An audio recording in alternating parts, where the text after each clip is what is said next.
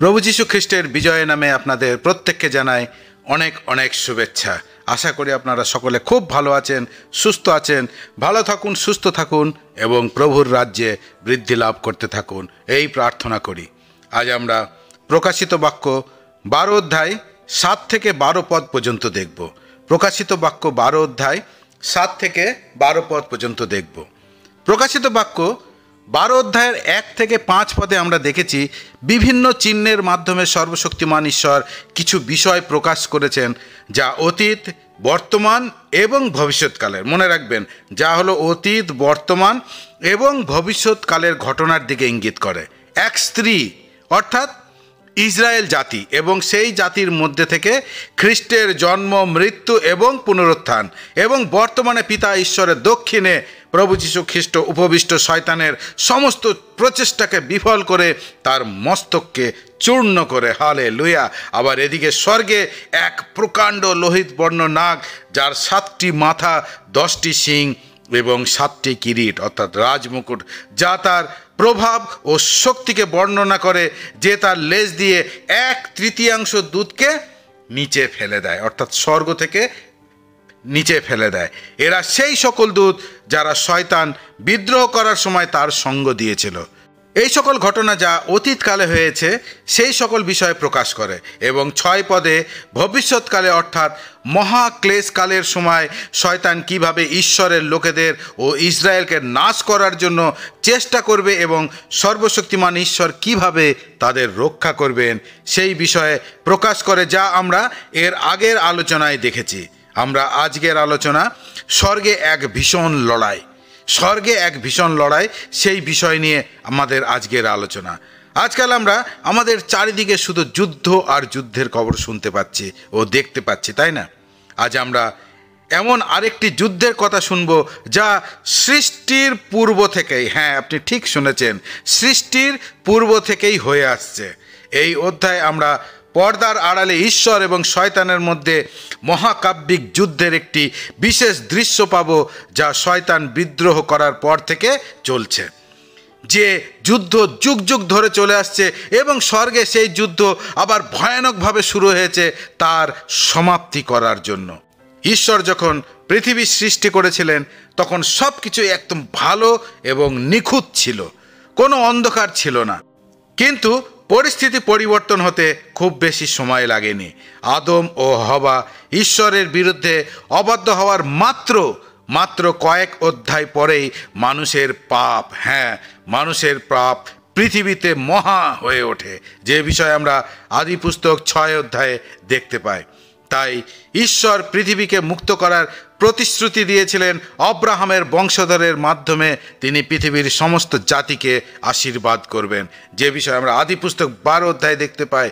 সেই এদন উদ্যানে সেই সর্পের সামনে একই প্রতিশ্রুতি দেওয়া হয়েছিল, যা লেখা আছে আদি পুস্তক 3 অধ্যায় 15 পদ। সেখানে লেখা আছে, আমি SBCL ট্রান্সলেশনটি পড়ছি, সেখানে লেখা আছে, আমি তোমার ও স্ত্রী লোকের মধ্যে এবং তোমার বংশ ও স্ত্রী লোকের মধ্যে দিয়ে আসা বংশের মধ্যে শত্রুতা সৃষ্টি করব। সেই বংশের একজন তোমার মাথা পিষে দেবে আর তুমি তার পায়ের গোড়ালিতে ছোবল মারবে। অর্থাৎ শয়তানের বংশ খ্রিস্ট বিরোধী এবং নারীর বংশ অর্থাৎ প্রভু যীশু খ্রিস্ট। এটা এমন একটি প্রতিশ্রুতি যা খ্রিস্টের মাধ্যমে পূর্ণ হবে। শয়তান খুব বোকা নয়, সে শাস্ত্র জানে এবং সে একজন মসিহা পাঠানোর পরিকল্পনা সম্পর্কেও অবগত। সে আরও জানতো যে এই মসিহা ঈশ্বরের নির্বাচিত ইসরায়েল জাতির অর্থাৎ নারীর মাধ্যমে আসবেন।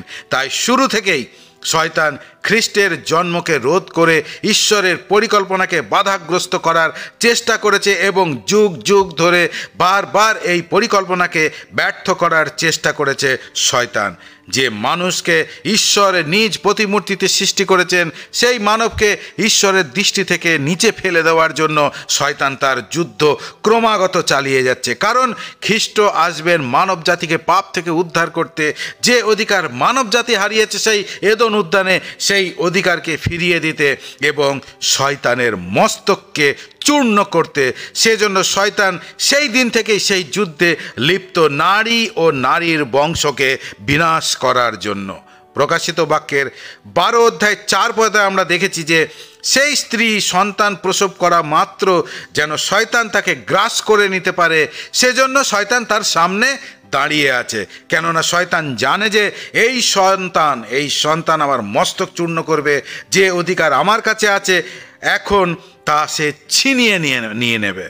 শয়তান কিভাবে ঈশ্বরের পরিকল্পনাকে বাধাগ্রস্ত করার চেষ্টা করেছে এবং প্রতিবারই ঈশ্বর কিভাবে জয়ী হয়েছেন তার একটি সংক্ষিপ্ত বিবরণ আমরা একটু দেখে নেব, তাহলে আমাদের বিষয়টি বুঝতে আরও সুবিধা হবে। আমরা দেখি যে শয়তান মানব জাতিকে কলুষিত করার চেষ্টা করেছিল, যে বিষয়ে আমরা বর্ণনা পাই আদিপুস্তক 2 অধ্যায়ে। যদি মানব জাতি কলুষিত হয় তাহলে কিভাবে একজন নিখুঁত ত্রাণকর্তার জন্ম হতে পারে, কিন্তু ঈশ্বর কুমারী জন্মের অলৌকিক ঘটনার দ্বারা এই সমস্যার নিবারণ করেছিলেন। শয়তান ঈশ্বরীয় বংশকে অর্থাৎ কয়িন দ্বারা হেবলের হত্যা করে। এরপরে আমরা দেখি শয়তান ঈশ্বরীয় বংশ অর্থাৎ কয়িন দ্বারা হেবলের হত্যা, কিন্তু ঈশ্বর আবার কি করলেন, সেথের মাধ্যমে আরেকটি ঈশ্বরীয় বংশ উত্থাপন করেন, যে বিষয়ে আমরা আদিপুস্তক 4 অধ্যায়ে 25 পদ থেকে দেখতে পাই। শয়তান মানব জাতির সমস্ত বংশকে দূষিত করার চেষ্টা করেছিল, যে বিষয়ে আমরা কোথায় দেখতে পাই, আদিপুস্তক 6 অধ্যায়ে।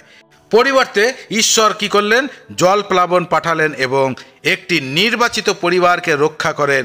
এক দুর্ভিক্ষ আসে যা ইসরায়েলের নবজাত পরিবারকে বিনাশের মুখে ফেলে। মনে আছে পরিবর্তে ঈশ্বর কি করেছিলেন? পরিবর্তে ঈশ্বর যোসেফকে মিশরে পাঠিয়ে তার লোকদের রক্ষা করেন, যে বিষয়ে আমরা আদি পুস্তকের 38 থেকে 50 অধ্যায়ের মধ্যে দেখতে পাই। মিশরে শয়তান সমস্ত পুত্র সন্তানদের হত্যা করার মারাত্মক চেষ্টা করে, যে বিষয়ে আমরা যাত্রা পুস্তকে 1 অধ্যায়ে দেখতে পাই। ধাত্রীরা ঈশ্বরকে ভয় করতে বলে ফরৌন রাজার অবাধ্য হয় এবং ইসরায়েল জাতি চলতে থাকে। পরে মূর্তিপূজক এই ফরৌন রাজা ইসরায়েলিদের নিশ্চিহ্ন করার চেষ্টা করেছিল যখন তারা লোহিত সাগরের সীমানায় ছিল, কিন্তু ঈশ্বর সেই সমস্ত পরিকল্পনাকে উল্টে দিয়েছিলেন। তার লোকেদের তো রক্ষা তিনি করেছিলেন এবং আক্রমণকারী সেনাবাহিনীকে নিশ্চিহ্ন করে দিয়েছিলেন সেই লাল সমুদ্রে। হালেলুয়া! শয়তান পৃথিবী থেকে সমস্ত ইহুদিদের নির্মূল করার জন্য হামনকে ব্যবহার করে, যে বিষয়ে আমরা ইস্টেরের পুস্তকে দেখতে পাই, তাই না? সে পারস্য রাজার অনুমোদনের রাজকীয় শিলমোহর অর্জন করতে এতটাই এগিয়ে গিয়েছিল। ঈশ্বর আবারও তার পরিকল্পনা উল্টে দিয়েছিলেন। তিনি মর্দক্ষয় এবং ইস্টেরকে উত্থিত করেছিলেন, তাদের ঠিক সেই স্থানে এবং ঠিক সময়ে স্থাপন করেছিলেন যেখানে তার লোকেদের উদ্ধার করার জন্য তাদের প্রয়োজন ছিল। এরপরে আমরা দেখি হেরোদের মাধ্যমে শয়তান শিশু যিশুকে বেথলেহেমের 2 বছরের কম বয়সী সমস্ত পুত্র সন্তানদের সাথে হত্যা করার চেষ্টা করেছিল। মতি লিখিত সুসমাচারের 2 অধ্যায়ে আমরা দেখতে পাই। আর ঈশ্বর অলৌকিকভাবে শিশু যিশুকে এবং তার পরিবারকে উদ্ধার করেন। মতি 2 অধ্যায়ে বিবরণ আমরা দেখতে পাই। শয়তান যিশুকে প্রলোভিত করার এবং তাকে পাপ করানোর চেষ্টা করেছিল, যে বিষয়ে আমরা দেখতে পাই। যদি সে সফল হয় তাহলে কি হবে, যিশু আমাদের রক্ষা করতে পারবে না। কিন্তু প্রভু যিশু প্রলোভন প্রতিরোধ করেছিলেন এবং শয়তানের মোকাবেলা করেছিলেন ঈশ্বরের বাক্য দ্বারা এবং শয়তানকে পরাস্ত করেছিলেন। হালেলুয়া! অবশেষে শয়তান যিশুকে হত্যা করেছিল, ভেবেছিল যে এটি যিশুকে রাজা হিসাবে রাজত্ব করা থেকে বিরত রাখতে পারে, কিন্তু এটি সর্বদা ঈশ্বরের পরিকল্পনার অংশ ছিল এবং যে পদ্ধতিতে তিনি সকলের জন্য পরিত্রাণ অর্জন করেছিলেন। এবং সেই কালভেরি ক্রুশে খ্রিস্ট যিশু শয়তানের মস্তক চূর্ণ করেন। শয়তান মনে করেছিল ক্রুশে সব কিছু শেষ হয়ে যাবে, কিন্তু সেখানেই তার মস্তক চূর্ণ হয়, যা শয়তান কখনো কল্পনাও করতে পারেনি। তাহলে আমরা দেখতে পাচ্ছি যে ড্রাগনটি অর্থাৎ সেই শয়তান সবসময় শিশুটিকে হত্যা করতে ভীষণ প্রচেষ্টা করেছিল। শয়তান একজন দক্ষ কৌশলবিদের মতন। প্রভু যিশুর জন্মের অনেক আগেই শুরু করে দিয়েছিল তার যুদ্ধ, কিন্তু ঈশ্বর অনেক বড় কৌশলবিদদের একজন। তিনি ঠিক কী করতে যাচ্ছেন তা তিনি আগেই জানিয়ে দিয়েছিলেন, এমনকি তিনি শত্রুদের কাছেও তা ঘোষণা করেছিলেন। তারপর তিনি তা বাস্তবায়িত করেছিলেন। শত্রুর প্রতিক্রিয়া ব্যবহার করে তার পরিকল্পনাকে এগিয়ে নিয়ে যাওয়ার এবং সকলের সামনে তার সার্বভৌম ক্ষমতা প্রকাশ করার জন্য। হালেলুয়া! অর্থাৎ উৎপত্তির পূর্ব থেকে শয়তান বিদ্রোহ করার পর থেকেই এই যুদ্ধ যুগ ধরে চলে আসছে। শয়তানের একটাই টার্গেট, নারী অর্থাৎ ইসরায়েলকে ধ্বংস করা। কিন্তু মহান পিতা ঈশ্বরের পরিকল্পনার সামনে শয়তান একদম ফিকা পড়ে যায়, শূন্য হয়ে যায়। শয়তানের মস্তক চূর্ণ করে মহান পিতা ঈশ্বরের মহান পরিকল্পনা সার্থক হয় এই মানব জাতিকে পাপ থেকে উদ্ধার করার। তাই আজ যে কেউ প্রভু যীশু খ্রিস্টে বিশ্বাস করে সে শুধু শয়তানের উপর অধিকার রাখে তা নয়, পাপ থেকেও উদ্ধার পায়। হালেলুয়া, পিতা ঈশ্বরের গৌরব হোক। যাই হোক, আপনি কি জানেন শয়তান এখন কোথায় আছে, কি করছে? আপনি কি জানেন শয়তানকে এখনো নরকে ফেলা হয়নি এবং শয়তান এখনো নরকে যায়নি? আপনি কি জানেন শয়তানকে যখন নরকে ফেলা হবে তখন সে সেখানে রাজত্ব করার জন্য নয়, বরং ভয়ানক শাস্তির দণ্ড পাবার জন্যই, দেবার জন্যই তাকে সেই নরকে ফেলা হবে।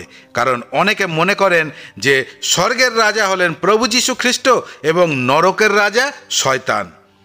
আপনি অনেক ভিডিও দেখে থাকবেন এই সোশ্যাল মিডিয়াতে, যেখানে আপনি দেখতে পাবেন যারা নরকে যাচ্ছে সেখানে তাদের শয়তান কিভাবে যাতনা দিচ্ছে। এই সমস্ত ভুল শিক্ষা এবং ভ্রান্ত বিষয় যা ঈশ্বরের বাক্য কখনোই সাপোর্ট করে না। প্রিয় ঈশ্বরের সন্তান, মনে রাখবেন শয়তান নরকের রাজা বা শাসক নয়। সে এখনো নরকে যায়নি। যখন তাকে ফেলা হবে নরকে তখন সেখানে সে নরক দণ্ড পাবে অনন্তকালের জন্য, যেখানে সে সব থেকে ভয়ানক দণ্ড পাবে। মনে রাখবেন এখনো পর্যন্ত কেউ নরকে যায়নি। প্রথম নরকে কে যাবে জানেন? দেখুন প্রকাশিত বাক্য 19 অধ্যায় 20 পদ লেখা আছে, সেই জন্তুটাকে ধরা হলো এবং যে ভণ্ড নবী তার হয়ে আশ্চর্য কাজ করত তাকেও ধরা হলো। তাহলে কাকে ধরা হলো? জন্তু এবং ভণ্ড নবী। মনে রাখবেন প্রকাশিত বাক্যের জন্তু মানে হচ্ছে অ্যান্টিক্রাইস্ট এবং ভণ্ড নবী সেই ফলস প্রফেটের কথা বলা হচ্ছে এখানে, তা যে ওই অ্যান্টিক্রাইস্টের সাথে কার্য করবে। এই দুজনাকেই ধরা হলো সেই বিষয়ে লেখা আছে। তারপর লেখা আছে, যারা সেই জন্তুর চিহ্ন গ্রহণ করেছিল এবং তার মূর্তির পূজা করত, সেই ভণ্ড নবী সেই সব আশ্চর্য কাজ দিয়ে তাদের ভুলিয়ে রেখেছিল জ্বলন্ত গন্ধকের আগুনের হ্রদে জ্যান্ত অবস্থায় এই দুজনাকে ফেলে দেওয়া হলো। প্রথম নরকে এই দুজনা যাবে, অ্যান্টিক্রাইস্ট এবং তার সাথে সেই ফলস প্রফেট যে চিহ্ন চমৎকারের মাধ্যমে পাবলিককে দৃষ্টি আকর্ষণ করেছিল সেই অ্যান্টিক্রাইস্টের দিকে। হালেলুয়া, পিতার গৌরব হোক। প্রথম নরকে যাবে এই দুজনা। আসুন এখন আমরা দেখব শয়তান কোথায় আছে এবং কি করছে। যিশায়া 14 এবং যিহিজকেল 28 অনুযায়ী শয়তান অতীতকালে বিদ্রোহ করার পূর্বে কি ছিল? সে স্বর্গদূত ছিল, কিন্তু বিদ্রোহের পরে অর্থাৎ তার অহংকারে সে পতিত হলো। ফলে সে কি হলো? স্বর্গদূত থেকে পতিত স্বর্গদূতে পরিণত হলো, অর্থাৎ শয়তানে পরিণত হলো। তাকে পৃথিবীতে ফেলে দেওয়া হলো। কিন্তু শয়তান পৃথিবী থেকে স্বর্গে যেতে পারে, তার বেশিরভাগ সময় এখন কোথায় কাটে? স্বর্গে কাটে। সে এক সময় শোভায়মান করুপ ছিল যে ঈশ্বরের সিংহাসনের সামনে থাকতো, আর এখনও সে ঈশ্বরের সিংহাসনের সামনে আছে। কিন্তু তার কাজ কি? তার কাজ হলো ভাতৃগণের দোষারোপকারী, যে দিবারাত্র ঈশ্বরের সামনে আমাদের নামে দোষারোপ করে। অর্থাৎ শয়তান এখন স্বর্গে রাত দিন বিশ্বাসীদের দোষ ত্রুটি জানাচ্ছে ঈশ্বরকে। মনে রাখবেন শয়তান সর্বশক্তিমান নয়, সর্বজ্ঞানী নয়, সর্বস্থানে বিদ্যমান নয়। তার 1/3 দূত যাদের পৃথিবীতে ফেলে দেওয়া হয়েছিল তারা এখন এখানে কার্যরত, যাদের মাধ্যমে শয়তান তার কাজ চালিয়ে যাচ্ছে দিবারাত্র। যাই হোক, এখন দেখব এই মহাক্লেশকালের সময় শয়তানের পরিস্থিতি কি হবে। এখানে পরিষ্কার সেই বিষয়ে লেখা আছে। আমরা আজকের আলোচনার মধ্যে দেখতে পাবো এই মহাক্লেশকালের সময় শয়তানকে কিভাবে স্বর্গ থেকে পৃথিবীতে ফেলে দেওয়া হবে এবং তার স্বর্গে যাওয়ার রাস্তা কি হবে? চিরতরে বন্ধ হয়ে যাবে, অর্থাৎ সে আর কোনোদিনও স্বর্গে যেতে পারবে না। আর এই সময়টা হবে কখন? এই সময়টা হবে ক্লেশকালের 3.5 বছর শেষ হওয়ার পরে, অর্থাৎ মহাক্লেশকালের সময়, অর্থাৎ ভবিষ্যতে, এখন নয়। শয়তানের স্বর্গের চ্যাপ্টার ক্লোজ হয়ে যাবে সেই মহাক্লেশকালের সময়। তাহলে শয়তানের ভবিষ্যৎ কি হবে? শয়তানের ভবিষ্যৎ কি হবে? দেখুন, মহাক্লেশকাল শেষ হবার পরেই প্রভু যীশু খ্রিস্টের দ্বিতীয় আগমন হবে, তাই না, এই পৃথিবীতে। হারমগিদন লড়াইয়ে শয়তানের আবার পরাজয় হবে সেখানে, এবং খ্রিস্টের 1000 বছরের রাজত্বকালের সময় শয়তানকে কি করা হবে? অগাধ লোকে অর্থাৎ সেই অধোলোকে বন্দি করে রাখা হবে, যে বিষয় বিস্তারিত লেখা আছে প্রকাশিত বাক্য 20 অধ্যায়ের 1 থেকে 7 পদ। যখন আমরা প্রকাশিত বাক্যের 20 অধ্যায়ের আলোচনায় যাব তখন সেই বিষয়ে আমরা বিস্তারিত আলোচনা করব, এবং তারপরে তার অন্তিম স্থান হবে লেক অফ ফায়ার অর্থাৎ নরকে, যে বিষয়ে আমরা দেখতে পাই প্রকাশিত বাক্য 20 অধ্যায় 10 পদে। যে মনে করেছিল যে আমরা যে বিষয় যিশায়া পুস্তকে দেখতে পাই যে আমি স্বর্গে আরোহণ করব, শয়তান কি মনে করেছিল? আমি স্বর্গে আরোহণ করব, ঈশ্বরের নক্ষত্রপুঞ্জেরও ঊর্ধ্বে আমি আমার সিংহাসন তুলে ধরব, আমি সমাগম পর্বতে উত্তর দিকের দূরতম প্রান্তে আমার সিংহাসনে উপবিষ্ট হব। কিন্তু কি হলো? স্বর্গদূত থেকে শয়তানে পরিবর্তিত হয়ে তার স্থান হতে চলেছে স্বর্গ থেকে পৃথিবী, আবার পৃথিবী থেকে অধোলোকে, এবং অবশেষে অধোলোক থেকে সেই অগ্নিময় হ্রদে অর্থাৎ নরকে অনন্তকালীন তার স্থান, যেখানে সে শাস্তি পাবে। শয়তান ও তার বাহিনীর সব কিছু সেখানে শেষ হবে। এই অহংকার এতটাই ভয়ঙ্কর যা এইভাবেই একদম উচ্চ থেকে একদম নিচে নিয়ে আসে। সুতরাং খুব খুব সাবধান প্রিয় ঈশ্বরের সন্তানেরা। তাহলে আমরা দেখলাম শয়তানের অতীত, বর্তমান এবং ভবিষ্যৎকালের স্থিতি এবং পরিণাম। শয়তানের একটাই লক্ষ্য, মানুষ যেন পরিত্রাণ না পায়। যারা ঈশ্বরের রাজ্যের জন্য কার্যরত তাদের ভ্রান্ত করে বিপথে নিয়ে যাওয়া, যেন তারা ঈশ্বরের সান্নিধ্যে কখনোই যেতে না পারে, যেন তারা কোনো মতে সেই স্বর্গরাজ্যে যেতে না পারে। বিশেষ করে এই জগতের বিশ্বাসী ও ইহুদি জাতি তার মূল লক্ষ্যে রয়েছে। শয়তান খুব ভালো করে জানে তার অন্তিম পরিণাম কি হবে, তার সাথে কি হবে, এবং সে এটাও জানে যে তার সময় খুব খুব অল্প। তাই সে খুব খুব সতর্কতার সাথে তার কাজে লেগে আছে দিবারাত্র সে তার কাজে লেগে আছে, কেননা সে জানে যে আমার সময় খুব কম। কিন্তু দুঃখের বিষয়, বিশ্বাসীরা সব কিছু জেনেও তারা এই জগতের মধ্যেই হারিয়ে যাচ্ছে, শয়তানের জালে ফেঁসে যাচ্ছে, আর অপরদিকে শয়তান বিশ্বস্তভাবে তার কাজ দিবারাত্রি করে যাচ্ছে, সে ব্যস্ত তার কাজে। আমরা দেখি যে শয়তান এই ক্লেশ ও মহাক্লেশকালের সময় খুব বেশি অ্যাক্টিভ হয়ে গেছে, কারণ মণ্ডলী তো প্রভুর গুপ্ত আগমনে অর্থাৎ র্যাপচার হয়ে চলে গেছে প্রভুর কাছে। তাই এখন যারা পৃথিবীতে আছে তাদের যে করেই হোক ভ্রান্ত করে নাশ করতে হবে। আর তার জন্য শয়তান সময় কত আছে শয়তানের কাছে? সময় মাত্র 7 বছর। আর এই সময় আবার অধোলোক থেকে এবং ফরাত নদীর পাশ থেকে দুষ্ট আত্মা যাদের বন্দি করে রাখা হয়েছিল তাদেরকেও মুক্ত করা হয়েছে। তারা সকলে মিলে, আর শয়তান যাকে স্বর্গ থেকে ফেলে দেওয়া হয়েছে পৃথিবীতে, যে আর কখনো স্বর্গে যেতে পারবে না, এরা সকলে মিলে একসাথে খুব অ্যাক্টিভ হয়ে গেছে মানব জাতিকে নাশ করার জন্য, বিশেষ করে ঈশ্বরের সন্তানদের এবং ইসরায়েল জাতিকে। আজ আমরা এক ভয়ঙ্কর যুদ্ধের বিষয়ে দেখব। যে যুদ্ধ এই পৃথিবীর নয়, যে যুদ্ধ উৎপত্তির আগে থেকেই শুরু হয়েছে, যে বিষয়ে আমরা আগেই আলোচনা করেছি, স্বর্গে এক ভীষণ যুদ্ধ, এই বিষয়ে আজকে আমরা আলোচনা করব। মনে রাখবেন, এই যুদ্ধ এখন শুরু হয়নি। আমরা 12 অধ্যায় 4 পদে দেখেছি সেই যুদ্ধের শুরু, যেখানে তার সাথে 1/3 দূতকে কি করা হয়েছিল? পৃথিবীতে ফেলে দেওয়া হয়েছে, যার শুরু হয়েছে মানব জাতির সৃষ্টির পূর্ব থেকেই। যদিও শয়তান এবং 1/3 দূত যারা তার সঙ্গ দিয়েছিল তাদের সকলকে স্বর্গ থেকে ফেলে দেওয়া হয়েছিল, তবুও শয়তান এখনও স্বর্গে ঈশ্বরের সিংহাসনের সামনে আছে। সে স্বর্গ এবং পৃথিবীর সব জায়গাতেই আসতে এবং যেতে পারে, কিন্তু সে বেশিরভাগ সময় স্বর্গে ঈশ্বরের সিংহাসনের সামনে দিবারাত্র একটাই কাজ করছে, দোষারোপের কার্য। সে জানে ঈশ্বর অতি অতি অতি পবিত্র, তাই যখন সে ঈশ্বরের লোকেদের অপবিত্রতার বিষয়গুলি, মন্দ বিষয়গুলি দেখে, তখনই সে তাদের বিরুদ্ধে ঈশ্বরের কাছে দোষারোপ করে, তাদের বিরুদ্ধে সেই দোষারোপের কার্য করে। ইফিসীয় 2 অধ্যায় 2 পদে লেখা আছে আকাশের মন্দ শক্তির অধিপতি, অর্থাৎ শয়তানের কথা বলা হয়েছে। আবার 6 অধ্যায় 12 পদে এখানেও শয়তানের কথা বলা হয়েছে। ইব্রিয় পুস্তকেও শয়তানের যুদ্ধের কথা বলা হয়েছে ঈশ্বরের লোকেদের সাথে এবং সেই সকল স্বর্গদূতদের সাথে যারা সেবাকারী আত্মা, যারা পরিত্রাণ প্রাপ্তদের পরিচর্যার জন্য কি হয়েছে? প্রেরিত। তাদের সাথেও যুদ্ধ চালিয়ে আসছে, যেন তারা স্বর্গ থেকে পৃথিবীতে পরিত্রাণ প্রাপ্ত মানুষদের কাছে আসতে না পারে। শয়তান নানান প্রকারে তার লড়াই চালিয়ে আসছে, নানান প্রকারে, যেমন ফলস রিলিজিয়ানের মাধ্যমে সে তার লড়াই চালিয়ে আসছে, ফলস দেবী দেবতা বিভিন্ন রকম মূর্তির মাধ্যমে সে তার লড়াই চালিয়ে আসছে, হিউম্যান ফিলোসফির দ্বারা সে তার লড়াই চালিয়ে আসছে।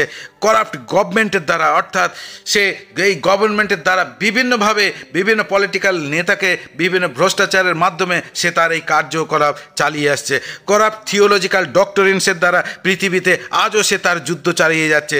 সাধু পিতর সে যেন খুব বলেছেন সুন্দরভাবে একটি কথা, প্রথম পিতর তার 5 অধ্যায়ে 8 পদে লেখা আছে, সাবধান থেকো, সতর্ক থেকো, তোমাদের শত্রু শয়তান গর্জনকারী সিংহের মতো কাকে গ্রাস করবে তার খোঁজে ঘুরে বেড়াচ্ছে। সাধু পৌল বলেছেন ইফিসীয় 6 অধ্যায় 11 পদে, ঈশ্বরের সমগ্র যুদ্ধসজ্জা পরিধান করো যেন শয়তানের চক্রান্তের বিরুদ্ধে দাঁড়াতে পারো। কারণ আমরা রক্ত মাংসের বিরুদ্ধে নয়, বরং শাসকদের কর্তৃপক্ষের এই বর্তমান অন্ধকারের উপর জাগতিক শক্তির বিরুদ্ধে, স্বর্গীয় স্থানে মন্দতার আত্মিক বাহিনীর বিরুদ্ধে লড়াই করছি। মথি 13 অধ্যায় প্রভু যীশু খ্রিস্ট বলেছেন, গমের মধ্যে শ্যামা ঘাসের বীজ বপন করে চলে গেল। অ্যাকচুয়ালি শয়তান তো স্বর্গে আছে, তাহলে সে বীজ বপন কখন করে গেল? ওই যে তার বাহিনী, দুষ্ট আত্মার দল যারা পৃথিবীতে কার্যরত, তারা এই কাজ করে যাচ্ছে। সাধু পৌল বলেছেন আমরা যেন শয়তান কর্তৃক প্রতারিত না হয়। লেখা আছে 2 করিন্থীয় 2 অধ্যায় 11 পদ, যেন শয়তান ধূর্ততায় আমাদের পরাস্ত করতে না পারে, কারণ তার কৌশল আমাদের অজানা নয়। কিন্তু খুবই দুঃখের বিষয়, আজ বেশিরভাগ বিশ্বাসী শয়তানের জালে ফেঁসে তাদের মূল্যবান জীবনকে নষ্ট করে ফেলছে। ঈশ্বরের বাক্যের কোনো মূল্য তাদের কাছে নেই। প্রেরিত শিষ্য যোহন তার পত্রের মাধ্যমে কি জানাচ্ছেন দেখুন, প্রথম যোহন 5 অধ্যায় 18 থেকে 19 পদে লেখা আছে, আমরা জানি যে ঈশ্বর থেকে জাত, আমরা জানি যে ঈশ্বর থেকে জাত সে পাপ কর্মে রত থাকে না। ঈশ্বর থেকে যে জাত সে নিজেকে সুরক্ষিত রাখে এবং সেই পাপ আত্মা তার ক্ষতি করতে পারে না। আমরা এও জানি আমরা ঈশ্বরের সন্তান, আর সমস্ত জগৎ সেই পাপ আত্মার নিয়ন্ত্রণের অধীনে। আমরা ঈশ্বরের সন্তান, আর বাকি সমস্ত জগৎ সেই পাপ আত্মার নিয়ন্ত্রণের অধীনে। এখানে আমরা 2 প্রকার লোক দেখতে পাচ্ছি। এক প্রকার লোক এই যুদ্ধে নিজেদের রক্ষা করে চলছে, কিন্তু আর এক প্রকার লোক শয়তানের সাথে আছে, তারা ঘুমিয়ে আছে শয়তানের সাথে। তারা এখানে লেখা আছে, আমরা এও জানি আমরা ঈশ্বরের সন্তান, আর সমস্ত জগৎ সেই পাপ আত্মার নিয়ন্ত্রণের অধীনে আছে। সুতরাং এই যে 2 প্রকার লোক আমরা দেখতে পাচ্ছি, যে যারা যুদ্ধ করছে শয়তানের বিরুদ্ধে, এবং আর এক প্রকার লোক শয়তানের নিয়ন্ত্রণের অধীনে। আজ নিজেকে মূল্যায়ন করে দেখুন, আপনি কোন দলে আছেন, আপনি কোন দলে আছেন। প্রকাশিত বাক্য 12 অধ্যায় 7 পদ দেখুন কি লেখা আছে।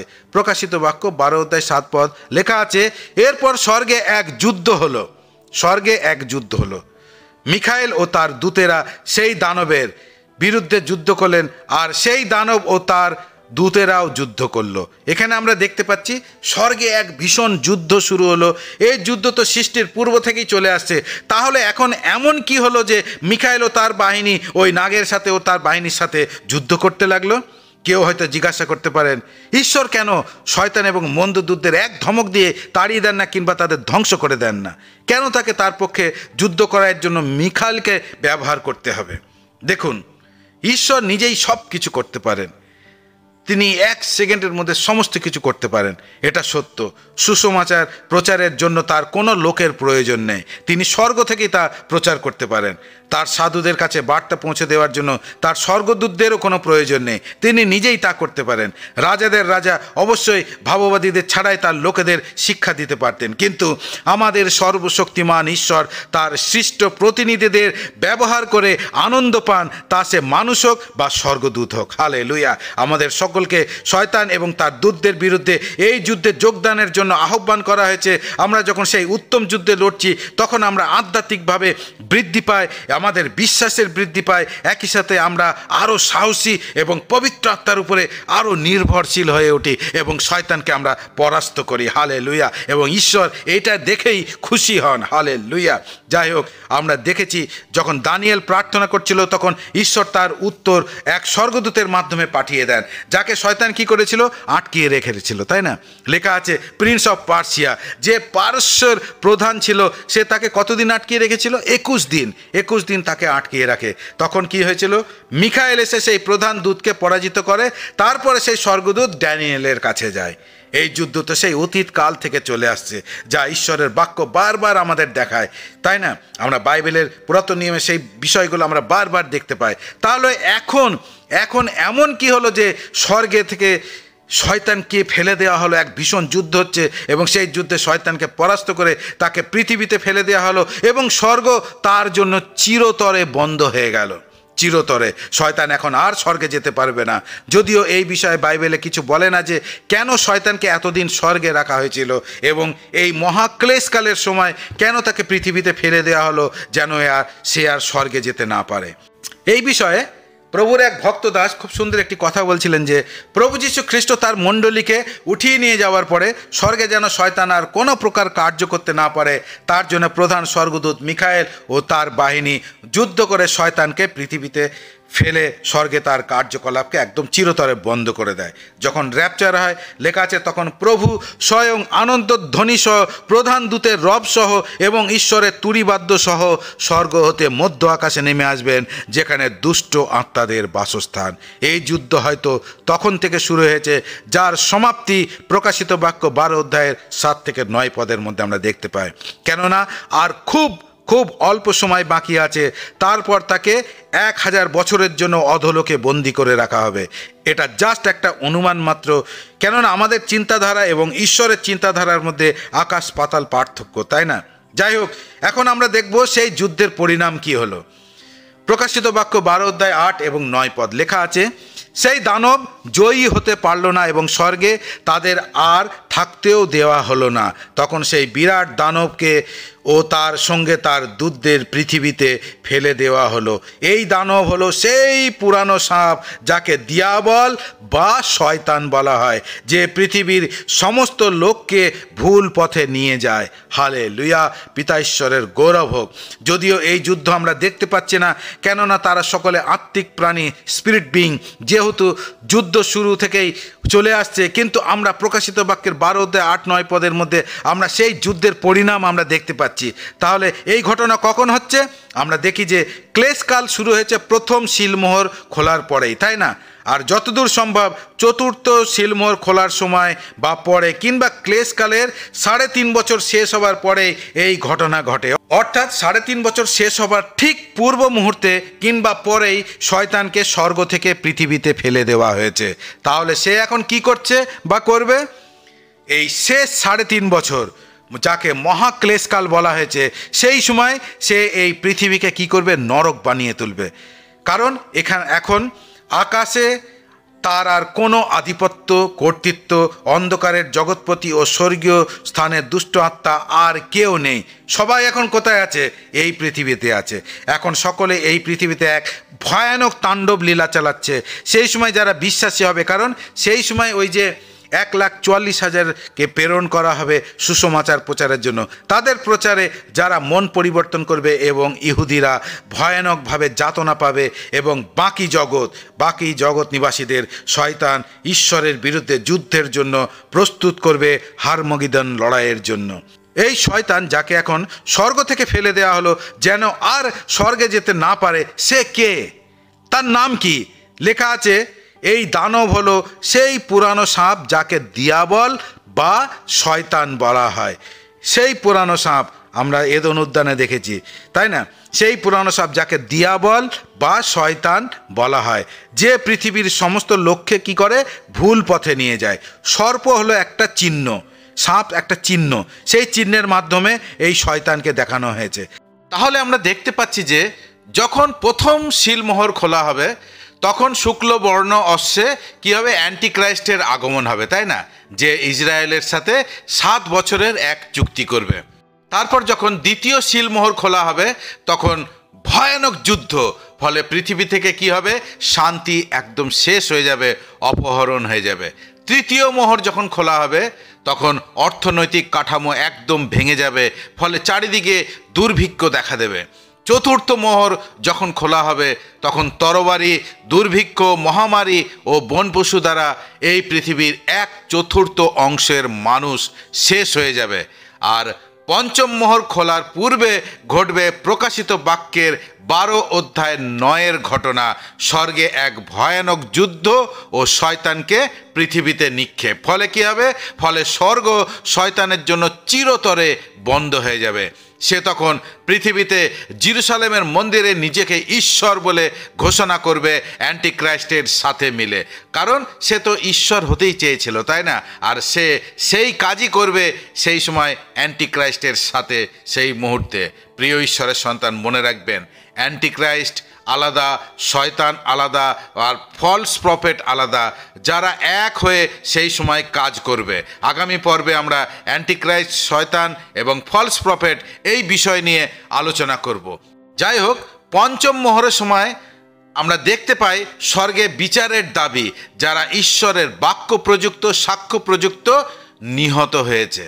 ষষ্ঠ মোহর যখন খোলা হবে তখন ভয়ানক প্রাকৃতিক বিপর্যয়, যা এই পৃথিবীর ইতিহাসে কখনো ঘটেনি।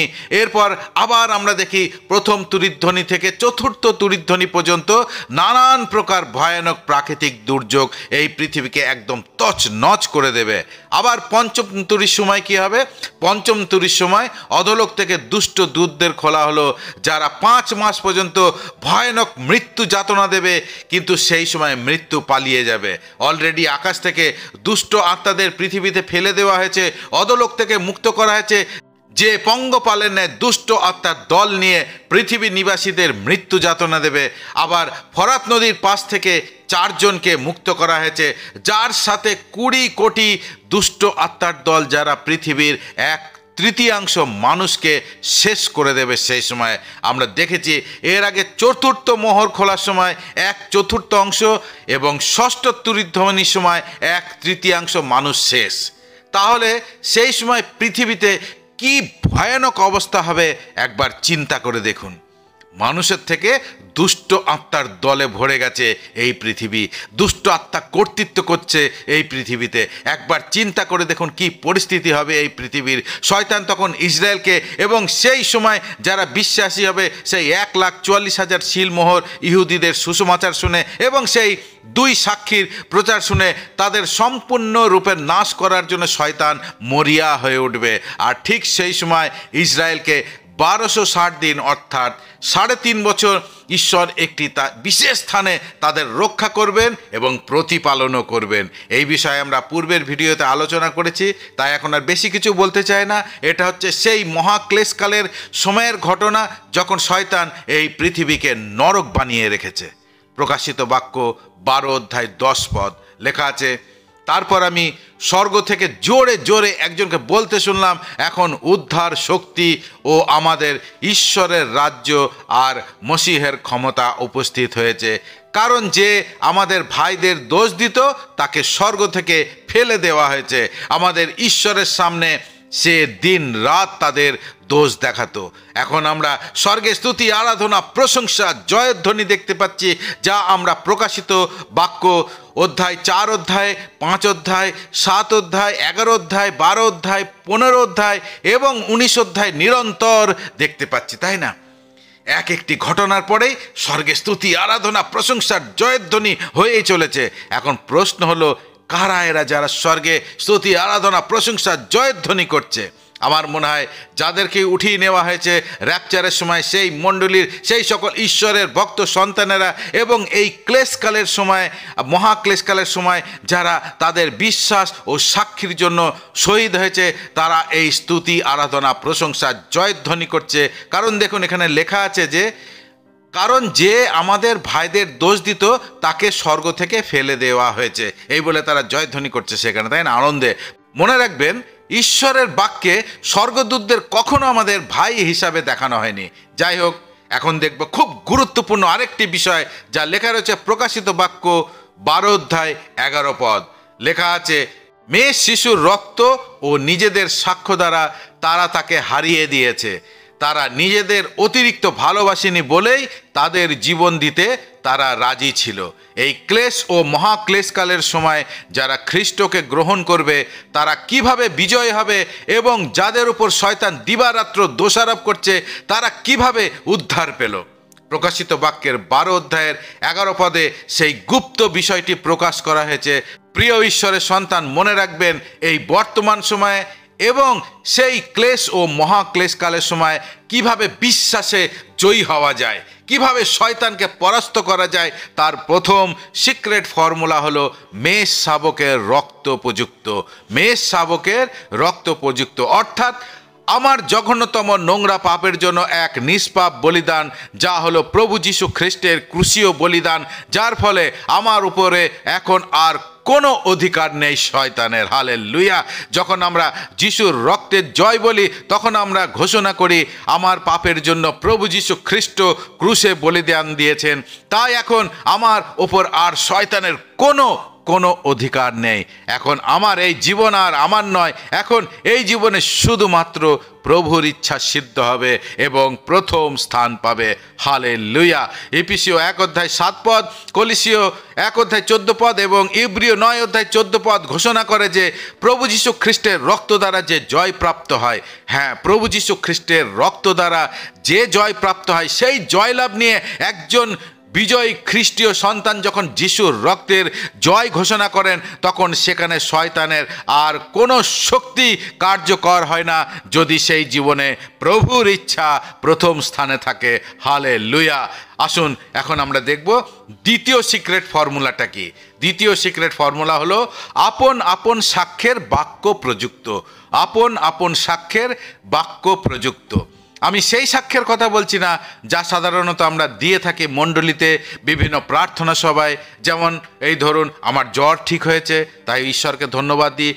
যন্ত্রণা ছিল, ভালো হয়ে গেছে। খুব সমস্যার মধ্যে ছিলাম, এখন ভালো আছি। কাজ পেয়েছি, টাকার সমস্যা দূর হয়েছে, আমার একটা সুন্দর বাড়ি হয়েছে, গাড়ি হয়েছে। মানে এক কথায় যত প্রকার জাগতিক আশীর্বাদের সাক্ষ্য। এটা যে ভুল আমি তা বলছি না, কিন্তু এই সাক্ষ্য দিয়ে শয়তানকে জয় করা কখনোই সম্ভব নয়। লেখা আছে আপন আপন সাক্ষ্যের বাক্য প্রযুক্ত, অর্থাৎ যে বাক্য আপনার জীবনে পাপের দাসত্বের শিকলকে ভেঙে চুরমার করে দিয়েছে, যে বাক্যের সাক্ষ্য আপনার জীবনকে এক নতুন সৃষ্টি করে দিয়েছে, যেখানে আর পুরাতন বিষয়গুলি নেই, যা জাগতিকতায় পূর্ণ ছিল নিজ ইচ্ছা সাধনের জন্য। যে বাক্যের সাক্ষ্য আপনার জীবনে পবিত্র আত্মার ফল উৎপন্ন করতে শুরু করেছে, যে বাক্যের সাক্ষ্য আপনার জীবনের মানসিক ফলগুলোকে এক এক করে বিনষ্ট করে অন্ধকার থেকে আলোর সন্তান করে গড়ে তুলছে আপনাকে, এই প্রকার সাক্ষ্যের দ্বারা শয়তানের উপরে জয়লাভ করা যায়। আর তৃতীয় সিক্রেট ফর্মুলা হলো নিজ প্রাণকে অপ্রিয় জ্ঞান করে শেষ পর্যন্ত বিশ্বাসে স্থির থাকা খ্রিস্টের জন্য। এই জীবন এখন আর আমার নয়, এই জীবন প্রভুর, তাই এখন আর আমার ইচ্ছা অনুযায়ী নয়, কিন্তু প্রভুর ইচ্ছা অনুযায়ী হবে, প্রভুর ইচ্ছা সিদ্ধ হবে। মনে পড়ে প্রভু যীশু খ্রিস্ট কি বলেছিলেন? কেউ যদি আমার পশ্চাৎ আসিতে ইচ্ছা করে, তবে সে আপনাকে অস্বীকার করুক এবং প্রতিদিন আপনার ক্রুশ তুলিয়া লোক। আবার বলেছেন, লিপিবদ্ধ আছে লোক লিখিত সুসমাচার 12:4-5 সেখানে লেখা রয়েছে, আর হে আমার বন্ধুরা, প্রভু যীশু খ্রিস্ট বলছেন, আমি তোমাদিগকে বলিতেছি, যাহারা শরীর বধ করিয়া পশ্চাৎ আর কিচ্ছুই করিতে পারে না, তাহাদিগকে ভয় করিও না। তবে কাহাকে ভয় করিবে তাহা বলিয়া দি, বধ করিয়া পশ্চাতে নরকে নিক্ষেপ করিতে যাহার ক্ষমতা আছে। বধ করিয়া পশ্চাতে নরকে নিক্ষেপ করিতে যাহার ক্ষমতা আছে, তাহাকেই ভয় করো। হ্যাঁ, আমি তোমাদিগকে বলিতেছি, তাহাকেই ভয় করো, অর্থাৎ ঈশ্বর ভয়। খ্রিস্টীয় জীবনযাপনে এই তিনটি ফর্মুলাকে যে কাজে লাগাতে পারবে, কেবলমাত্র সেই এক বিজয়ী খ্রিস্টীয় জীবনযাপন করতে পারবে। কিন্তু খুবই দুঃখের বিষয়, বর্তমান বিশ্বাসীরা এই গুরুত্বপূর্ণ বিষয়টিকে উপেক্ষা করে খুব বেশি ব্যস্ত হয়ে পড়ে বিভিন্ন প্রকার ধার্মিক রীতিনীতি পালনে, সপ্তাহে একবার কিংবা 2 বার মণ্ডলীতে যাওয়া, বিভিন্ন প্রকার ধার্মিক অনুষ্ঠানে মত্ত হয়ে যাওয়া, সময় মতন দান দশমাংশ দেওয়া, যাকে আজকাল মণ্ডলী খুব বড় আর্থিক আশীর্বাদের দ্বার বলে প্রচার করে থাকে। তারপরে নিয়ম মাফিক বাইবেল পাঠ, দৈনিক প্রার্থনা, উপবাস, সেই একই রীতিনীতি অনুযায়ী, এবং বাকি সময় জগতের মধ্যে ভেসে আছে। মনে রাখবেন, এইভাবে শয়তানের উপরে কখনো বিজয় লাভ করা সম্ভব নয়। আশা করি আপনি বুঝতে পেরেছেন প্রকাশিত বাক্যের 12:11 গুরুত্ব কত গভীর একজন বিশ্বাসীর জীবনে। আজই নিজেকে মূল্যায়ন করে দেখুন, এই মহান ফর্মুলাকে আপনার জীবনে কাজে লাগান এক বিজয় জীবনযাপনের জন্য, যেন আপনার জীবনে প্রভু প্রভুর ইচ্ছা সিদ্ধ হয়। হ্যাঁ, শুধুমাত্র প্রভুর ইচ্ছা সিদ্ধ হয়। নিজ ইচ্ছা অনুযায়ী চলে যদি আমি যিশুর রক্তের জয় বলি, তাহলে সেখানে কোনো কাজ হবে না। আজকাল বিশ্বাসীরা নিজের ইচ্ছা অনুযায়ী জীবনযাপন করছে, আর মণ্ডলী ও বিভিন্ন প্রার্থনা সবাই গিয়ে সকলের সাথে তালে তাল মিলিয়ে চিৎকার করে যিশুর রক্তের জয় বলে জয়ধ্বনি করছে। কোনো লাভ নেই, কোনো লাভ নেই। শয়তান খুব ভালো করে জানে এরা কার সন্তান। মনে রাখবেন, শয়তান এখনো স্বর্গে আছে এবং আমাদের দোষারোপ করছে। আপনি কি কখনো একটু ভেবে দেখেছেন সে আজ আপনার নামে কি দোষারোপ করছে? সে আজ আপনার নামে কি দোষারোপ করছে প্রভুর কাছে? হয়তো অন্যের কাছে আপনি খুব ভালো, সৎ, পবিত্র এবং ধার্মিক ব্যক্তি, কিন্তু ঈশ্বর জানেন আর শয়তান জানে আপনি কি রকম। তাই আজ চিন্তা করুন, শয়তান আপনার নামে দোষারোপ করছে না তো? বিজয়ী জীবনের এই সিক্রেট ফর্মুলাকে আজই আপনার জীবনে কাজে লাগান প্রিয় ঈশ্বরের সন্তান। আসুন, এখন আমরা আজকের আলোচনার শেষ ভাগে এসেছি। আজ আমরা এই 12 পদ পর্যন্ত দেখব। প্রকাশিত বাক্যের 12 অধ্যায় 12 পদ লেখা রয়েছে, সেই জন্য হে স্বর্গ আনন্দিত হও, তোমরা যারা সেখানে বাস করো আনন্দিত হও, কিন্তু পৃথিবী ও সমুদ্র ধিক তোমাদের, কারণ শয়তান তোমাদের উপরে নেমে এসেছে। শয়তান রাগে ফুলে উঠেছে, কারণ সে জানে তার সময় আর বেশি নেই। স্বর্গবাসীরা আনন্দ করছে, কারণ তারা জানে যে শয়তান আর স্বর্গে প্রবেশ করতে পারবে না এবং পৃথিবীতেও তার সময় খুব খুব অল্প সময় বেঁচে আছে। এরপরে শয়তান বলে আর কিছুই থাকবে না। শুরু হতে চলেছে রাজাদের রাজা প্রভু যীশু খ্রিস্টের রাজত্ব। প্রিয় ঈশ্বরের সন্তান, আজ আমরাও জানি যে খুব শীঘ্রই আমরা মধ্য আকাশে খ্রিস্টের সাথে মিলিত হতে চলেছি। সে আমাদের মৃত্যু দ্বারা হোক কিংবা র্যাপচারের দ্বারা হোক, আমরা কি তার জন্য আনন্দিত? আমরা কি তার জন্য প্রস্তুত? লেখা আছে, কিন্তু পৃথিবী ও সমুদ্র ধিক তোমাদের, কারণ শয়তান তোমাদের উপরে নেমে এসেছে। শয়তান রাগে ফুলে উঠেছে, কারণ সে জানে তার সময় আর বেশি নেই। শয়তান প্রচণ্ড ক্রোধে নেমে এসেছে, কারণ সে জানে তার সময় খুব খুব কম। স্বর্গ থেকে নিক্ষিপ্ত হওয়ার পর সে খুব ভালো করে জানে যে তার শেষ অধ্যায় চলছে, তার শেষ অধ্যায়টি চলছে, তার কাছে খুব কম সময় বাকি আছে। শয়তান নিজেকে বিনীত করে ঈশ্বরের করুণার উপরে নিজেকে নিক্ষেপ করার পরিবর্তে কি করছে? শয়তান তার চক্রান্ত চালিয়ে যাচ্ছে। তাই তার ক্রোধ আরও বেশি করে প্রকাশিত হচ্ছে, কারণ সময় খুব খুব অল্প। আমরা পরের অংশে সেই বিষয়ে আলোচনা করব যে এই শেষ সময় সে কি কি কাজ করবে সব কিছু ধ্বংস করার জন্য, এবং শয়তান কিভাবে নাশ হবে। আজ এই পর্যন্ত পিতা ঈশ্বর তার বাক্যের মধ্যে দিয়ে আপনাকে প্রচুর প্রচুর আত্মিক আশীর্বাদে উচ্চ এবং উন্নত করুন। জয় যিশু। সুস্থ থাকুন, ভালো থাকুন। জয় যিশু।